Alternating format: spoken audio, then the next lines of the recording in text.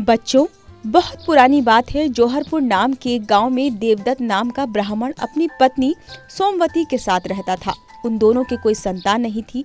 दोनों अक्सर भगवान से कामना करते थे कि उनके आंगन में बच्चे की किलकारी गूंजे। आखिरकार कुछ सालों के बाद उनके घर एक बड़े ही प्यारे से बच्चे ने जन्म लिया। सोमवती अपने बच्चे को बहुत प्यार करती थी। एक दिन की बात है, सोमवती को अपने घर के बाहर नेवले का एक छोटा सा बच्चा मिला।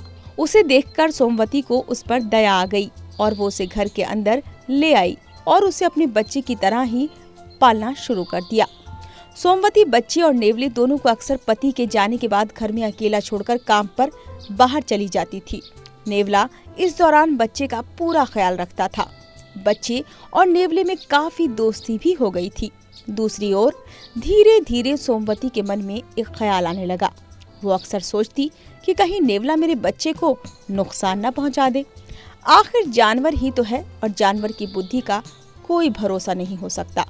लेकिन जब वो नेवले और अपने बच्चे को खेलता देखती तो उसका मन शांत हो जाता। एक दिन ब्राह्मण देवदत्त किसी काम से बाहर गया हुआ था। पति के जाते ही सोमवती भी अपने बच्चे को घर में अकेला छोड़कर तालाब से पानी लाने चली गई। इसी बीच उनके घर में एक सांप घुस आया। घर में छोटा बच्चा आराम से सो रहा था। सांप तेजी से उस बच्चे की ओर बढ़ने लगा। नेवला पास में ही बैठा था। जैसे ही नेवले ने सांप को देखा तो वो सतर्क हो गया। नेवला भी तेजी से सांप की ओर लपका और दोनों के बीच काफी देर तक लड़ाई हुई। आखिरकार नेवले ने सांप को मारकर बच्चे की जान बचा ली। सांप को मारने के बाद नेवला आराम से घर के आंगन में बैठ गया। इसी बीच सोमवती घर लौटी। जैसे ही उसने नेवले के मुंह को देखा तो वो डर गई। नेवले का मुंह सांप के खून से सना हुआ था। वो गुस्से से कांपने लगी। उसे लगा कि नेवले ने उसके प्यारे बेटे की हत्या कर दी। गुस्से में सोमवती ने एक लाठी उठाई और नेवले को पीट पीट कर मार डाला। नेवले को जान से मारने के बाद सोमवती अपने बच्चे को देखने के लिए घर के अंदर तेजी से भागी। लेकिन घर के अंदर बच्चा खिलौनों के साथ खेल रहा था। इसी दौरान उसकी नजर पास में मरे पड़े सांप पर गई। सांप को देखते ही सोमवती को बहुत पछतावा हुआ।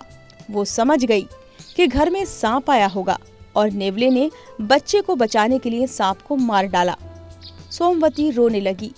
उसे दुख होने लगा कि ये उसने क्या कर दिया। उसे एहसास हो गया कि उसने गुस्से और अपने बच्चे के मुंह में बिना कुछ सोचे समझे नेवले को मार दिया। सोमवती जोर जोर से रोने लगी, लेकिन तब तक बहुत देर हो चुकी थी। इसी बीच देवदत्त भी घर लौट आया। पत्नी की रोने की आवाज सुनकर वो दौड़ता हुआ घर के अंदर आया। सोमवती ने सारी कहानी देवदत्त को रोते रोते सुनाई। दुखी मन से देवदत्त ने कहा कि तुम्हें बच्चे को घर में अकेले छोड़कर जाने और नेवले पर विश्वास न करने का दंड मिला है।